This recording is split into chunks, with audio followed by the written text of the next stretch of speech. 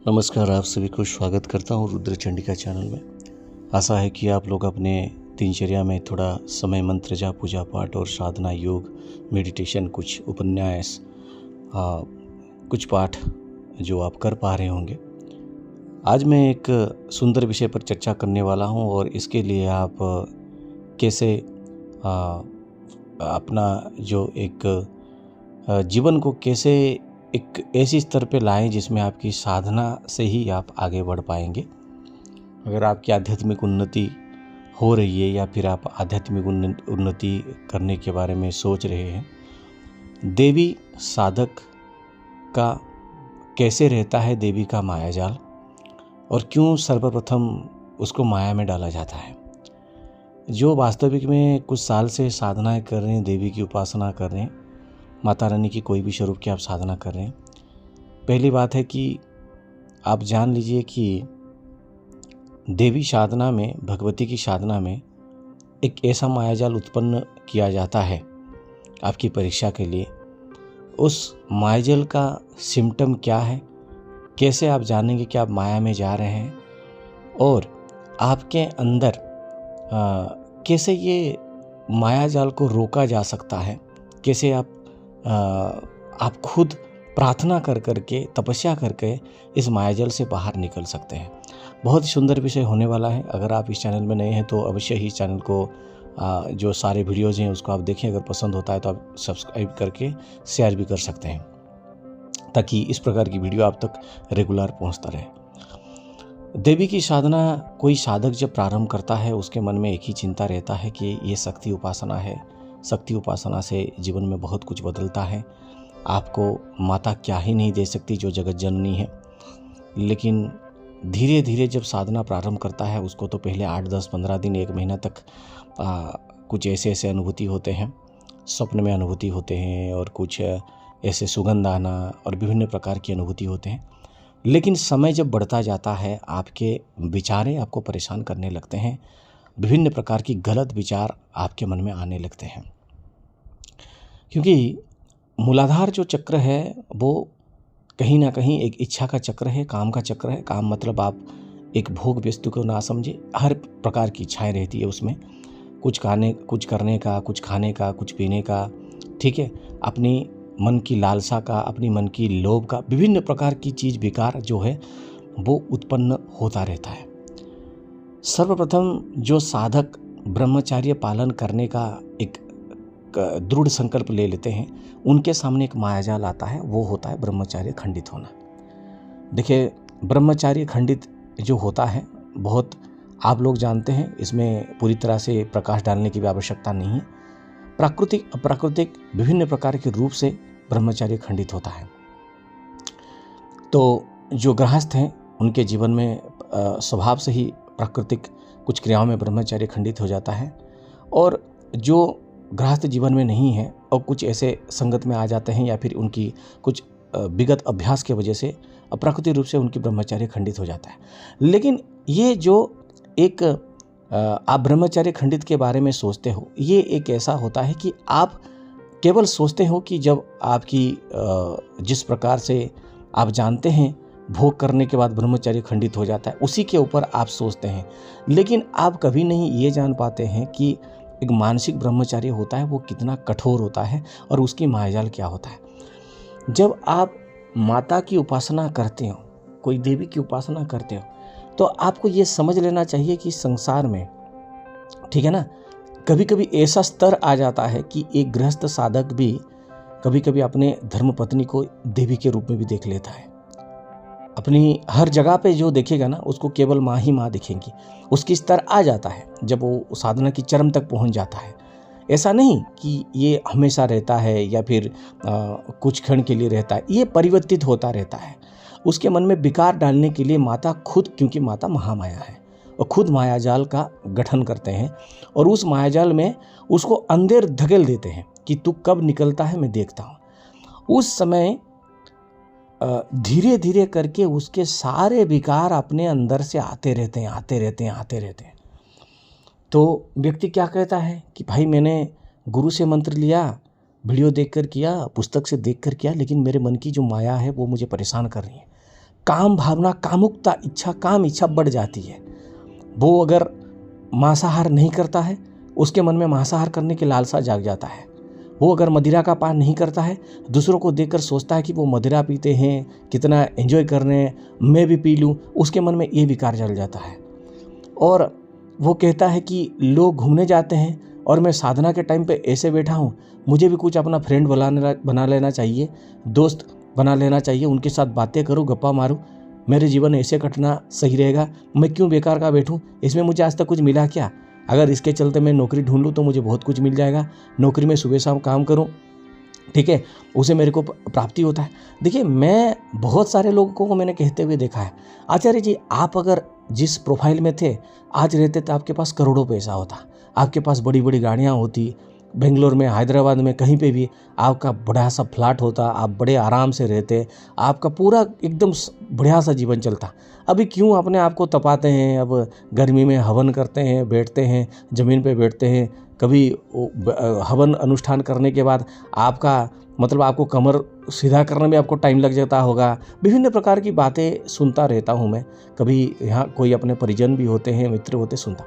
मैं उन लोगों को बस एक ही कहना चाहूँगा कि जो आप भौतिक उन्नति को समझ रहे हैं ना, अगर संसार में आकर केवल उसी को समझ रहे हैं ना, वो आपके जीवन में कुछ कार्य रहने वाला नहीं है। क्योंकि ये जो है ना, ये मिट्टी आपका जो आत्मा है, आपका जो आत्मा को आप शुद्ध कर रहे हैं, आपके सारी चीज़ मिट्टी में मिल जाएगा। आप कहेंगे कि मैंने इतने बड़े यूनिवर्सिटी से पास आउट किया था, वो भी मिट्टी में मिल जाएगा, आपका गाड़ी है वो भी मिट्टी में मिल जाएगा, हर कुछ चला जाएगा, घर बार परिवार, जो मतलब आप जब जाएंगे आपके पास रह गया क्या, आप तो वैसे ही जाएंगे ना। लेकिन जो तपोबल आपने अर्जित किए होंगे ना, वो पता नहीं कितने जन्म तक आपको वो महाशक्ति की जो है आशीर्वाद है, कृपा है, दृष्टि है, वो दिलाता रहेगा। यही होता है जी। मान लीजिए कोई व्यक्ति कहता है, अरे अगले पिछले जन्म में क्या क्या क्या था मैंने नहीं देखा, आगे का कुछ देखना नहीं है, तो मैं जो कर रहा हूँ यही कर लूँगा, ठीक है, वो करता रहता है, अपने कार्य करता रहता है। मैं बहुत सारे लोगों को समझाता हूँ, बहुत सारे लोग चिंतित रह जाते हैं कि 12 लोग के सामूहिक हवन, उनमें से 10 लोगों को इतनी बड़ी बड़ी अनुभूति हो रहा है, मुझे क्यों नहीं हो रहा है। देखिए, एक बात मान के चलिए, किसकी भौतिक उन्नति आवश्यकता है। पिछले हवन में क्या हुआ कि जब हवन चल रहा था, कोई हमारे बहन जो हैं वो इंटरव्यू दे रहे थे, उन्होंने कोर्स किया बहुत जल्द, और उनका इंटरव्यू उस हवन दौरान के टाइम उनको इंटरव्यू में सिलेक्शन भी हो गए, और वो अभी मुझे लगता है वो काम पर ही होंगे। तो किसी का बहुत दिनों का कमर दर्द कर रहा था, बहुत दवाई खाए, कुछ खाए, काम नहीं हुआ, हवन जैसे ही हुआ उनका कमर दर्द ठीक हुआ। ये एक ऊर्जा का वेश का कार्य होता है। तो वो कैसे हो रहा है, उनको दिख गया, बाकी जिन लोगों को दिखा नहीं, वो अभी मन में दुखी हो सकते हैं कि मेरे को कुछ हुआ नहीं। देखिए, आप वो जो पुण्य है, जो चीज़ आपके साथ हुआ होगा, आप उसको एक भौतिक रूप में ना देखिए, उसके आध्यात्मिक एक दूसरा डायमेंशन में उसको देखने की सोचें, ठीक है। तो ऐसे मायाजाल जब क्रिएट होता है, जब मायाजाल क्रिएट करते हैं, तो भक्त जो होता है, व्यक्ति जो होता है, वो भटक जाता है। वो कहता है कि भगवती साधना में जो मायाजाल है, वो मायाजाल किसने रचा। पहली बार देखो, मैं अब एक डिफरेंस बता देता हूँ। एक नकारात्मक मायाजाल वो कैसा है, और एक दैवीय मायाजाल वो कैसा, मैं बता देता हूँ।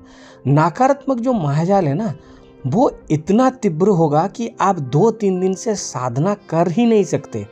आप उठ जाएंगे, साधना करते वक्त विभिन्न प्रकार की आवाज़ आना, आपके सपने में विभिन्न प्रकार की गलत दृश्य दिखाई देना, और बहुत प्रयास करने के बाद भी आप उच्चाटित हो जाना। 8 बजे साधना में बैठते, नहीं बैठेंगे, आप उठ जाएंगे। लेकिन जो भगवती की मायाजाल होता है, आपको पहली बार में सुंदर सुंदर चीज़ें दिया जाएगा, पहले 15-20 दिन में आपको बढ़िया बढ़िया अनुभूति दिया जाएगा। उसके बाद आप एक दलदल में फंसते जाएंगे, जिस दलदल में बस आपको केवल माया ही माया होगा, बस माया होगा। अरे, इस साधना से मुझे ऐसा हुआ, इसका और कुछ कर लेता हूँ, किसी का कल्याण कर देता हूँ, वो मुझे 500 रुपया दे देगा, किसी का ये कर देता हूँ, वो कर देता हूँ। सिद्धगंज का अनुष्ठान से मैंने बहुत का कुछ किया है, वो व्यक्ति सोच रहा होगा मैं और 5 लोगों को कर देता हूँ। दुर्गा सप्तशती का पाठ मैंने किया है, और 10 लोगों का कर दूँ, वहाँ से मुझे पैसा मिल जाएगा, ये मिल जाएगा, वो मिल जाएगा, ऐसा होगा, ऐसा होगा। ऐसे करके भगवती उसको करने नहीं देते हैं। ये प्रारंभिक अवस्था है, मैंने झेला है, मैं गलत नहीं बोल रहा हूँ, मैंने झेला है। आपने देखा होगा, पहले मैंने बहुत हवन अनुष्ठान किए हैं, और उसके बाद मैं 1.5 साल गायब हो गया, क्योंकि मुझे बोध हो गया कि देवी की ये परीक्षा ही है कि मुझे भोग में देवी उलझा कर रखना चाहती है, ताकि उनकी जो परम जो चीज़ है, उनका जिस अमृत को जानना चाहिए, मैं वो ना जान सकूं। इसी में मैं फंस गया, 1.5 साल फंस गया। 1.5 साल जब उठ कर देखा, उन 1.5 साल में देवी ने मेरे साथ बहुत कुछ कर दिया। मुझे एक ऐसी जीवन दिखा दी है जो मैं हर सब कुछ रहते हुए भी मुझे लगा कि अब मेरे पास मैं क्या हूँ। कष्ट, पीड़ा, दुख, अब बहुत सारे लोगों की बातें, विभिन्न प्रकार की चीज़ों से मैं घिर गया। पर वहाँ से मैं उठना शुरू किया। मैं अभी आपको बताऊंगा कि मायाजाल से बाहर, देवी भगवती की मायाजाल से बाहर, भगवती के द्वारा निर्मित मायाजाल क्या होता है आपने जाना, कैसे उसके दिखाई देता है सिम्टम आप जाना। अब मायाजाल से बाहर कैसे निकलेंगे, देखिए इस मायाजाल से आप बाहर कैसे निकलेंगे मैं आपको बता देता हूँ। जैसे मान लीजिए कि आप माँ मंगला की उपासना कर रहे हैं, ठीक है, या फिर माँ अंबिका की उपासना करें, उनकी माता तो एक ही हैं, उनकी विभिन्न प्रकार की स्वरूप उनकी उपासना कर रहे हैं, या फिर माँ आप बगला मुखी माता का जो है उनकी उपासना कर रही हैं, कहीं किसी प्रकार की उपासना करें। बस उनकी ना आप क्या करें, हर समय उनके आप एक दिन में ना, मतलब जब आप सुबह उठते हैं, सुबह उठने के बाद से जब आप फ्रेश होते हैं, जब आप पूजा पाठ करते हैं, उसके बाद ना अब माता की कोई गुणगान पुस्तक पढ़ना प्रारंभ कर दीजिए। चाहे वो नेट से डाउनलोड कर लीजिए, कहीं से ले आइए कि माता क्या क्या कर सकती हैं।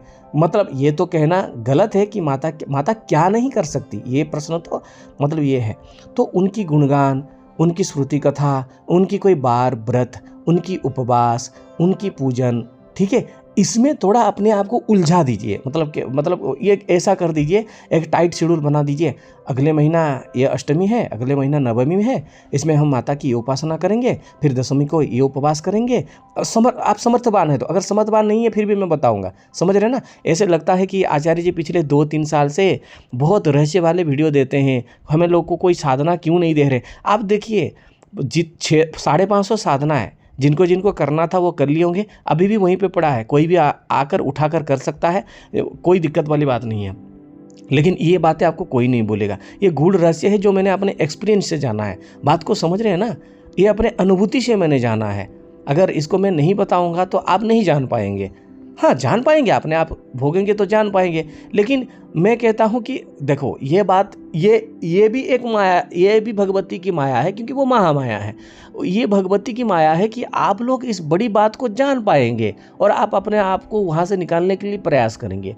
तो पहले तो बात है, जब आपको लग गया कि मैं भोग में फंस रहा हूँ, इधर घूम रहा हूँ, उधर घूम रहा हूँ, बहुत पैसा आ रहा है, खाना पीना ज़बरदस्त है, कोई दिक्कत वाली बात नहीं है, मान सम्मान पूरा एकदम, नए नए कपड़े, ब्रांडेड कपड़े, गाड़ी घोड़ा, मतलब सब कुछ आपके पास आ रहा है, तब आप समझ लेना कि आप थोड़ा आंखें बंद करके देख लेना, देखेंगे उस टाइम ना आप इतना मतलब इतना सुख भोग रहे होंगे ना कि माता के लिए आपके आंखों में आंसू भी नहीं आया होगा। पूरा माया कर देती है महामाया। उसी समय आपको एक शेड्यूल बना देना है कि मुझे अगले महीने 5 दिन का बड़ा अनुष्ठान अपने घर में करना है, व्रत करना है, उपवास करना है। अगर माँ करने नहीं देते तो आप बस माता का नाम जप करिए।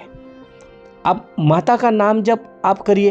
अगर आप कृष्ण भगवान का नाम जप कर रहे हैं वो भी कर सकते हैं, समझ रहे हैं, क्योंकि वो फ्लो कट गया है। राधा रानी की नाम जप कर रहे हैं उनका भी कर सकते हैं, शिव नाम जप कर रहे हैं उनका भी कर सकते हैं। वो एक फ्लो जो कट गया है ना, वो फ्लो जो जिनके नाम लेंगे ना, वो आपको दोबारा वहाँ पर लेके आपको स्थापित कर देंगे। मतलब वहाँ पे आपको भेज देंगे कि बाबा तुमने ऐसी थोड़ा भोग कर लिया है, अब जाओ माता की उपासना पुनर्बार प्रारंभ करो। करके देख लीजिएगा, करके देख लीजिए। अगर मेरी बात पर आप यकीन नहीं मान रहे हैं, अगर मेरी बातों को आप समझ नहीं रहे, तो ये करके देख लीजिएगा और मुझे बताइएगा कि इसकी लाभ कैसा होता है। ये भगवती की मायाजाल से क्या होता है और कैसे निकलेंगे, सरल उपाय बताया है। अच्छा, अगर व्यक्ति कहता है कि मैं इस मायाजाल से निकलना चाहता हूँ इस प्रकार से, अगर मुझे कोई मंत्र जप करना है तो क्या करूँ? सबसे बढ़िया है शिव पंचाक्षरी मंत्र। आप करके देखिए, मान लीजिए मेरी बात को, एक देखिए, वैसे भी आप भटक चुके होंगे तो एक समय करने में क्या है, एक बार कर लीजिए, 2 5 5 10 दिन के लिए शिव पंचाक्षरी मंत्र जप करें, आपको दिखेगा कैसे प्रेरणा आता है। ठीक है ना? तो ये चीज़ आप करके देखिए, फिर मुझे बताइए कैसे आपको अनुभूति होता है। बहुत बहुत धन्यवाद। अब तक अगर आप वीडियो को सुन रहे हैं तो बहुत बहुत धन्यवाद, और इस वीडियो को अवश्य ही शेयर करिएगा अपने मित्रों के साथ, दोस्तों के साथ, जो आप परिवार रिलेटिव सब हैं सबके साथ शेयर करिएगा। नए हैं तो चैनल पे बने रहिए अगर आपको इच्छा है, और वीडियो को अवश्य ही आप शेयर करिए। जय माई की।